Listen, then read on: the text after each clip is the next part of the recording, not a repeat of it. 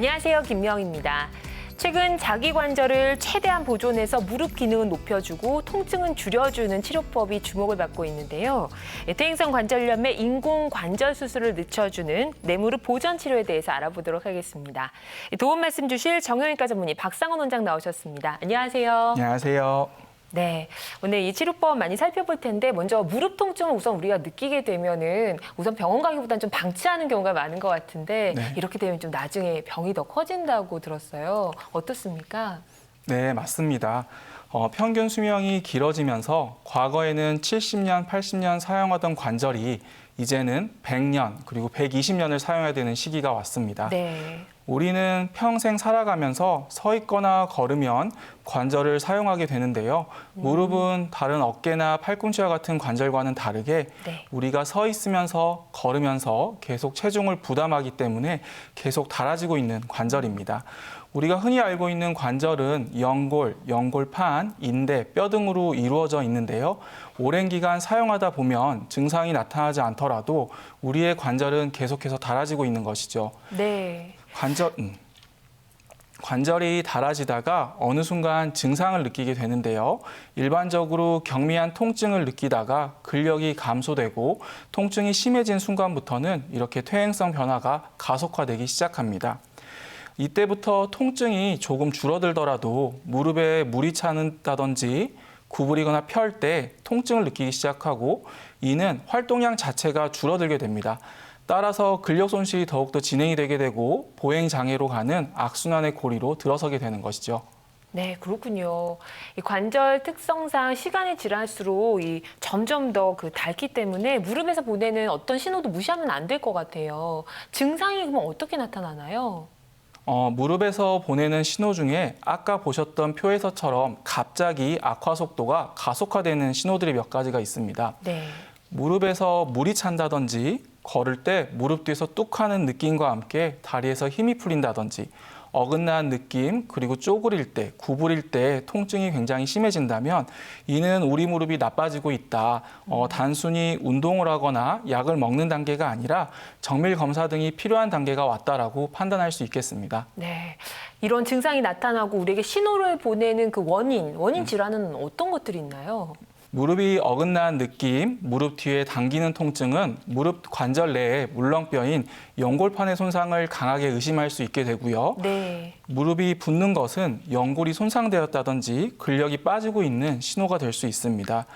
무릎 안쪽에서 통증을 주로 느끼는 것은 퇴행성 관절염의 원인이 될 수 있겠습니다. 네, 이 퇴행성 관절염의 경우에는 그 연골 손상 정도에 따라서 치료 방향도 다를 것 같거든요. 어떻습니까? 퇴행성 관절염의 진행 단계는 일반적으로 쉽게 4가지로 나눌 수 있습니다. 1단계에서 3단계까지는 통증을 좀 느끼고 불편감을 느껴 치료를 하게 되면 대부분의 무릎 관절을 모두 살리는 방법으로 치료를 할 수가 있게 되고요. 네. 흔히 우리가 알고 있는 뇌관절이 모두 붙었다라는 4단계에 이르게 되면 이렇게 인공관절을 하는 경우가 대부분이지만 요즘에는 증상에 따라 살릴 수 있는 경우도 굉장히 많습니다. 인공관절 수술은 퇴행성 관절염의 가장 마지막 치료 방법이라고 생각을 하셔야 됩니다. 자, 근데 4단계를 보면 뼈가 좀 드러나 있잖아요. 수술이 필요할 것 같은데 또 인공관절 삽입을 하게 되면 다들 좀 부담스러워 하실 것 같거든요. 네, 맞습니다. 네. 많은 사람들은 무릎 수술이라고 하면 첫 번째로 떠올리는 것이 바로 이 인공관절인데요. 인공관절은 장점과 단점이 매우 명확한 수술입니다. 활동량이 적고 통증이 극심한 고령의 환자에게 있어서는 매우 도움이 되지만 네. 우리의 무릎과 같이 인공관절 역시 수명이 있습니다. 일반적으로 이제 20년 정도 사용하게 될 수 있는데요. 이는 즉 영구적인 효과를 기대할 수 있다는 것이 아니고 평균 수명이 80세가 아닌 100세, 120세를 향해 가는 시대에 이른 시기에 인공관절 수술을 하게 되면 사용량이 많아지기 때문에 수명도 짧아지고 재수술을 고령의 나이에 하는 경우도 생기게 됩니다. 또한 인공관절의 수술의 경우 통증 조절이 최우선적인 목표이기 때문에 네. 관절 내의 연골, 연골판, 인대 등 모든 구조물을 제거하게 되며 따라서 스포츠 등의 활동은 하기 굉장히 어렵고 생각보다 불편감을 많이 느끼게 됩니다. 그렇군요. 그런데 부담을 가장 줄이는 방법은 아무래도 이 4단계에 이르기 전에 빨리 진단받고 치료하는 게 중요할 것 같아요. 네, 맞습니다.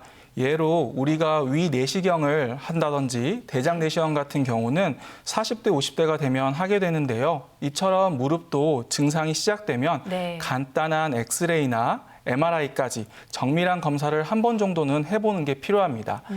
증상과 정밀 검사의 결과를 확인하고 이를 방치했을 때 퇴행성 변화가 가속화된다면 그 전에 해결하여 인공관절이 필요하게 되는 상태로 가는 고리를 끊어주는 게 중요합니다. 그런데 최근에는 자기 관절을 최대한 보존해주면서 통증은 줄여주는 치료법이 나와서 또 주목을 받고 있다고 들었거든요. 어떻습니까? 네, 맞습니다. 평균 수명이 과거에 비해 상당히 길어졌고요. 네. 또한 생체의 나이 역시 계속해서 젊어지고 있습니다. 예전에 60대는 우리가 흔히 생각한 노년층, 할머니, 할아버지라고 생각을 했었는데요. 네. 사실 이 방송을 보고 계신 분들 중에 본인이 노인이다, 늙었다라고 생각하시는 분은 아마 거의 없을 겁니다. 그렇죠. 따라서 최근 무릎 통증의 치료의 목적은 본인 무릎을 최대한 오래 쓰고 이를 위해 퇴행성 변화의 진행 속도를 늦추는 게 가장 중요한데요. 네. 인공관절 수술은 일반적으로 저희가 아파트 재건축에 비유할 수 있겠는데요. 재건축을 하기 전에 가급적이면 간단하게 인테리어만 쓱쓱 해서 산다든지 네. 아니면 리모델링을 먼저 해보는 치료를 하는 것이 목표라고 할 수 있겠습니다. 무릎을 최대한 그럼 오래 사용을 하고 또 인공관절 수술은 최대한 늦추는 방법 어떤 것이 있을까요? 먼저 네. 증상이 경미할 때는 운동 등을 통해 근력 운동을 할 수 있겠고요. 정밀 검사를 했는데 뭔가 수리가 필요하다면 네. 가급적 간단하게 미세 내시경을 통해 보존적인 치료를 해볼 수 있겠습니다. 미세 내시경을 이용하여 무릎 관절 내 여러 가지 치료를 할 수 있는데요. 간단한 연골판을 다듬을 수도 있고요.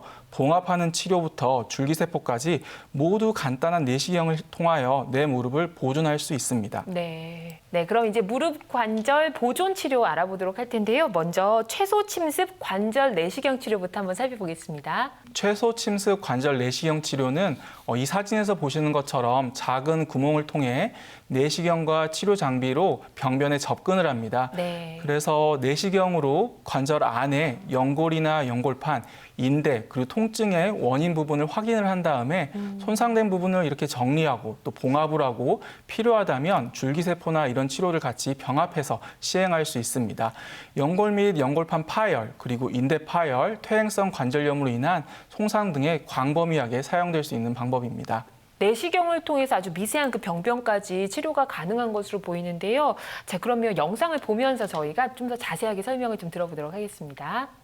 이 영상에서 보이시는 것처럼 이 내시경으로 보게 되면 안쪽에 저렇게 찢어져 있는 연골판들을 볼 수 있겠는데요. 네. 저게 조그만한 기구가 들어가서 저렇게 다듬어주고 손상된 부분을 더 이상 진행되지 않게 해주는 겁니다. 이 사진은 저희들이 굉장히 확대돼서 보이는 건데 저 틈은 한 5mm에서 한 6mm 정도밖에 되지 않는 굉장히 좁은 공간입니다. 자, 그럼 비교적 예후가 좋은 사례 들어보면서 설명 더 들어볼까요? 이 환자분은 62세 여자 환자분이시고 연골판이 저렇게 딱 하고 찢어져 있습니다.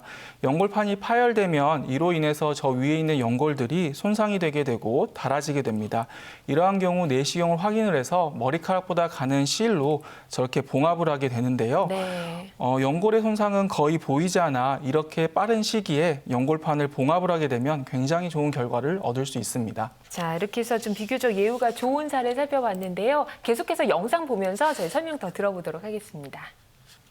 이렇게 보이는 것처럼 연골판의 뒤쪽 부분, 그러니까 저희가 오금이 아프다, 땡긴다라고 할 때 네. 저게 손상된 부분들 때문에 생기게 되는데요. 저렇게 바늘과 실을 집어넣어서 이런 식으로 봉합을 하게 해줍니다.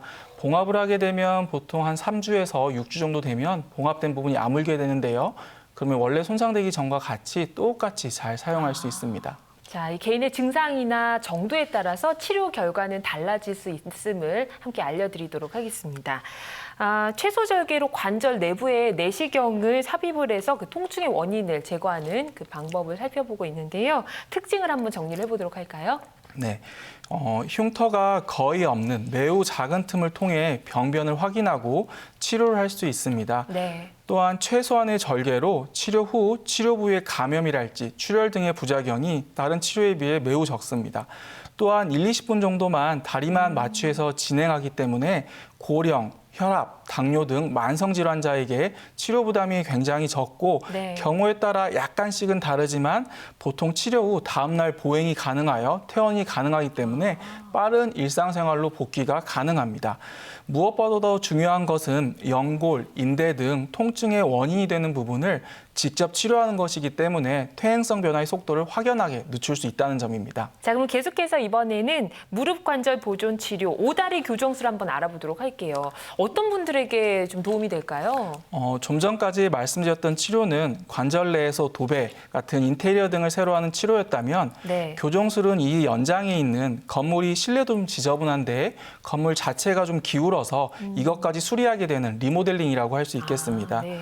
이는 만 71세 이하의 퇴행성 관절염이 있는 분이 대상이 되며 수술이 필요하다고 들었지만 아직은 활동이 왕성하고 관절염이 내측에 심해지게 되면 다리가 O자로 좀 형태로 휘어지게 되는데 이런 환자분들에게 적합한 치료가 될 수 있겠습니다.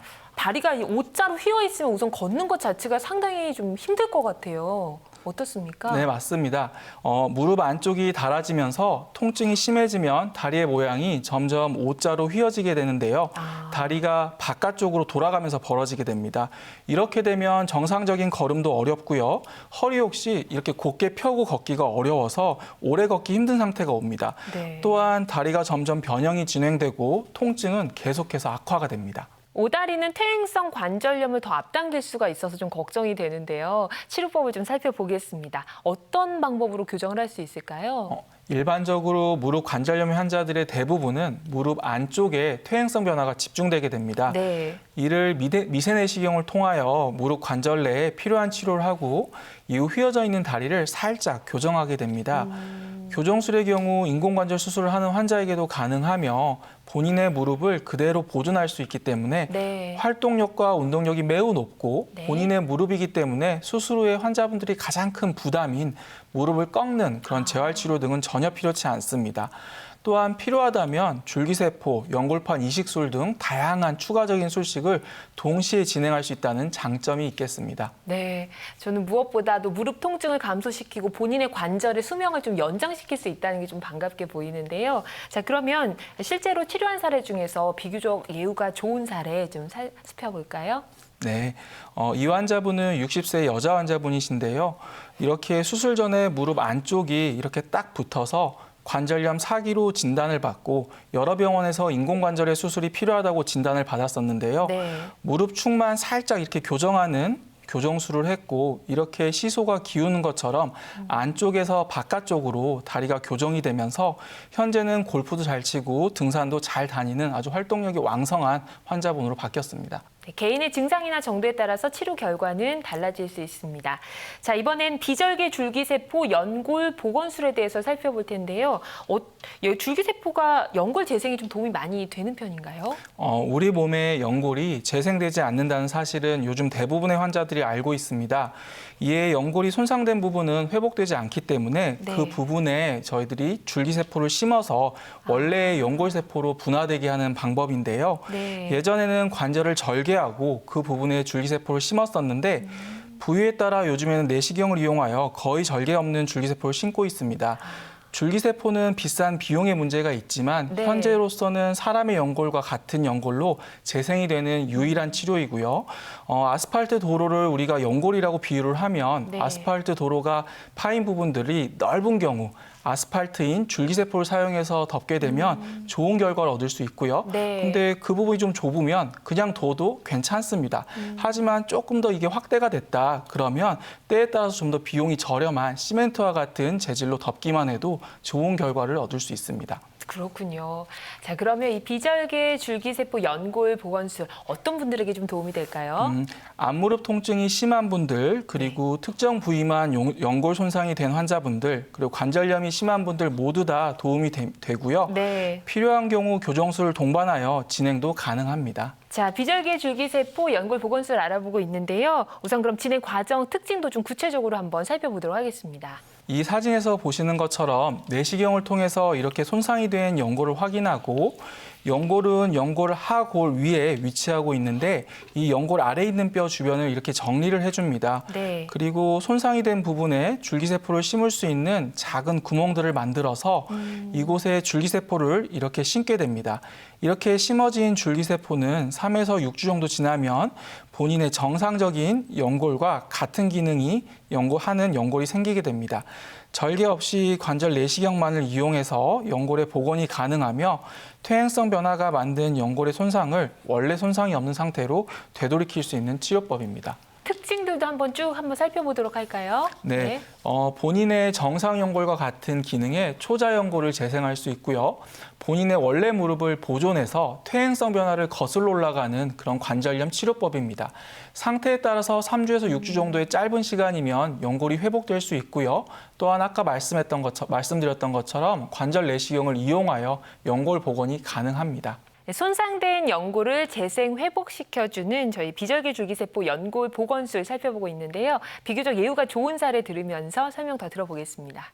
이분은 55세 남자 환자로 작업 중 반복적인 동작으로 인해 연골이 이렇게 심하게 파여 있었고 이로 인해서 무릎이 많이 붓고 계단을 오르내릴 때 심한 통증을 호소하였습니다. 네. 환자분의 경우 비용적인 문제로 줄기세포를 하지 못하였고 그래서 좀 더 경제적인 콜라겐 성분을 통해서 이렇게 연골을 복원하였습니다.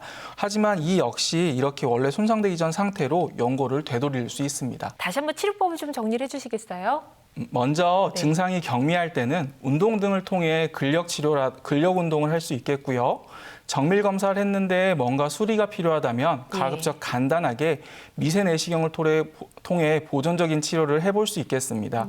미세 내시경을 이용하여 무릎 관절 내 여러 가지 치료를 할 수 있는데요.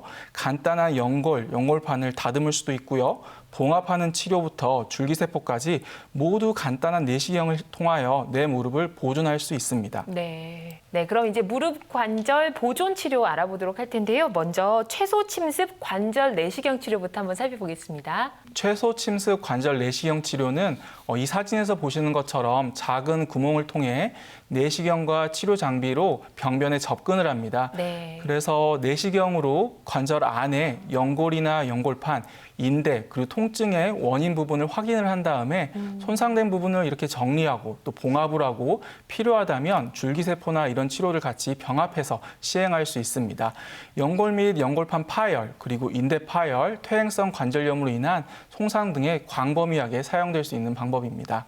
내시경을 통해서 아주 미세한 그 병변까지 치료가 가능한 것으로 보이는데요. 자, 그러면 영상을 보면서 저희가 좀 더 자세하게 설명을 좀 들어보도록 하겠습니다.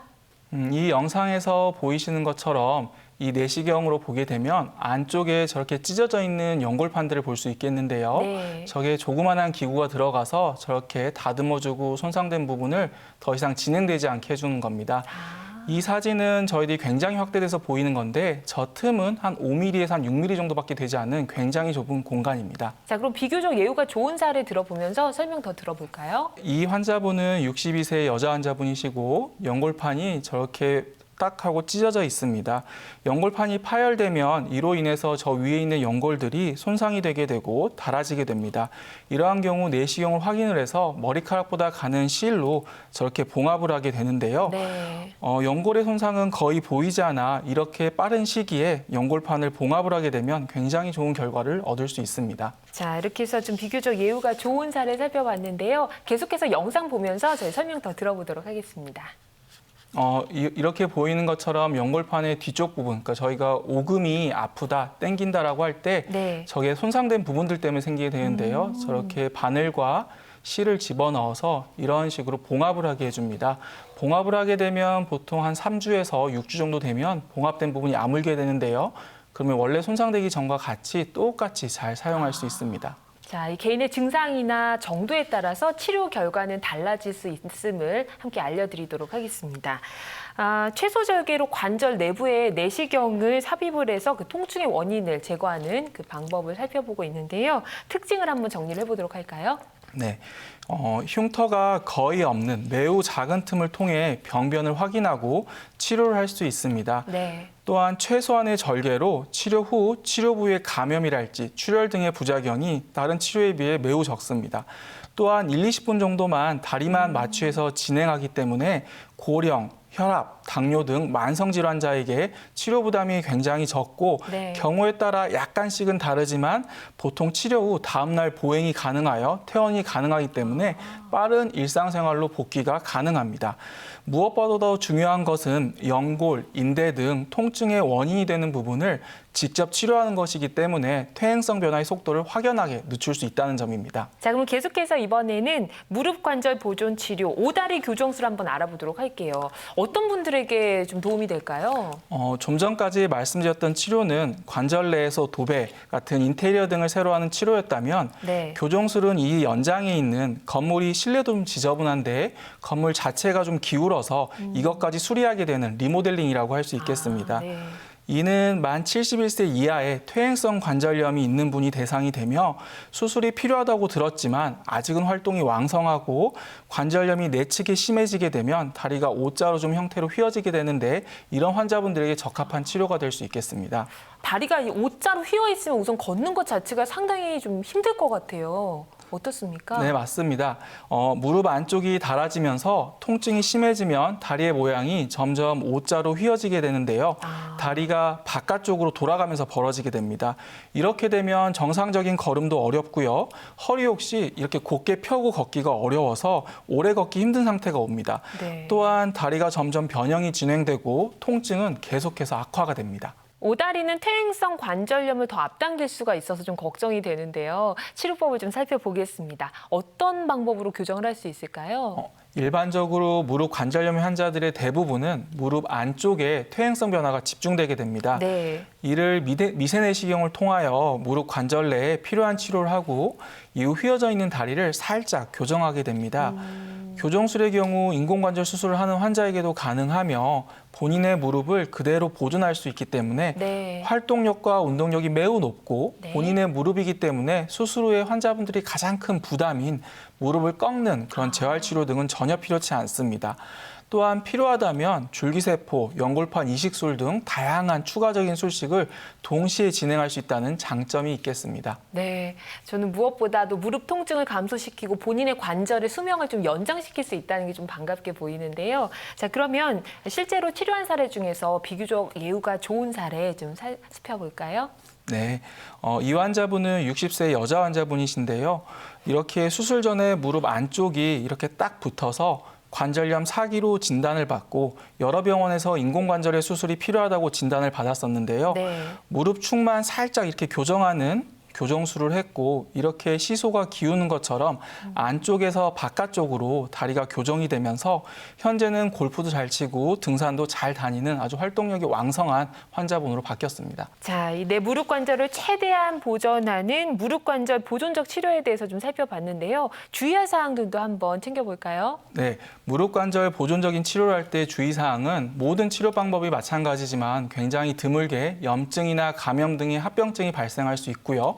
근력 회복이 동반되어야 좋은 효과를 기대할 수 있습니다. 그리고 비교적 고비용의 연골 재생 약제를 사용하기 때문에 신중하게 생각을 하셔야 되고요. 적절한 진단 기준과 적응증에 부합하는 치료가 가장 중요하다고 할 수 있겠습니다. 네, 오늘 이 시간에는 인공관절 수술을 늦추는 내 무릎 보존 치료라는 주제로 정형외과 전문의 박상원 원장과 함께했습니다. 오늘 도움 말씀 고맙습니다. 네, 감사합니다. 모든 치료법에는 부작용이 따를 수 있고 또 개인마다 치료 효과가 다르다는 점도 알려드리도록 하겠습니다. 전문의 상담을 통해서 적절한 치료를 받는 것이 가장 좋은 방법입니다. 저희는 다음 이 시간에 또 알찬 정보로 찾아뵙겠습니다. 함께해 주신 여러분 고맙습니다.